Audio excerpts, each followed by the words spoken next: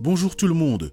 Aujourd'hui, une délicieuse recette aux effets anti-inflammatoires et à base de curcuma dont les scientifiques comparent l'efficacité à l'aspirine ou à la cortisone, mais sans leurs effets secondaires bien sûr. À base de fenouil, utilisé depuis la nuit des temps contre les troubles digestifs et l'inflammation des voies respiratoires. On profite de la saison du fenouil pour en faire pour l'hiver. Donc pour chaque bulbe de fenouil, il faudra un gros oignon et une grosse gousse d'ail. Donc pour cette recette, on va utiliser simplement une mandoline, ça suffit, c'est rapide, c'est silencieux, c'est économique. Je vous mets un lien vers un modèle robuste et efficace dans la description. Et après avoir finement émincé vos fenouils et vos oignons, eh bien faites de même pour vos gousses d'ail. Avant de mélanger le tout, rajoutez une demi-cuillère à café de sel par bulbe de fenouil. Et puis vous mettez ces premiers ingrédients dans un saladier ou deux, selon la quantité que vous avez préparée. On peut passer maintenant au gingembre. Le gingembre augmente l'effet du curcuma dans l'organisme.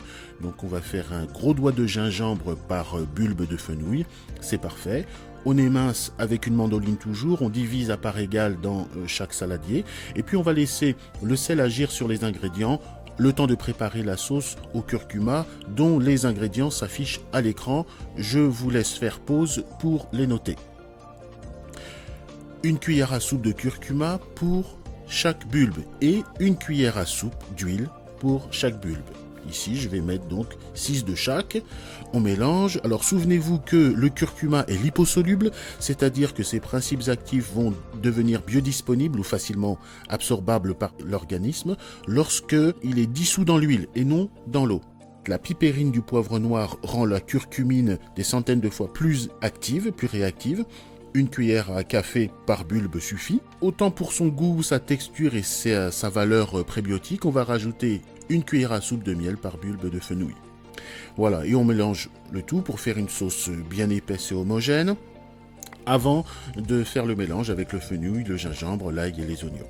Alors précisons que le fenouil est carminatif, c'est-à-dire qu'il aide à expulser les gaz intestinaux, il stimule la motilité des intestins, il est antibactérien et expectorant. On utilise aussi les graines et les huiles essentielles de fenouil à des fins thérapeutiques. La recette est quasi finie, quasi terminée. Encore 3 petits détails importants. Utilisez un pilon en bois pour faire remonter le jus. Vous trouverez un lien affilié dans la description. Ensuite, combien de temps ça se garde? Souvent me demande-t-on.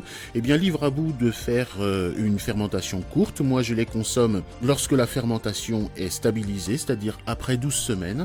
Comment ça se mange? Eh bien, ici, comme ici, avec des légumes frais ou dans un wrap, avec du poisson. Donnez libre cours à votre créativité.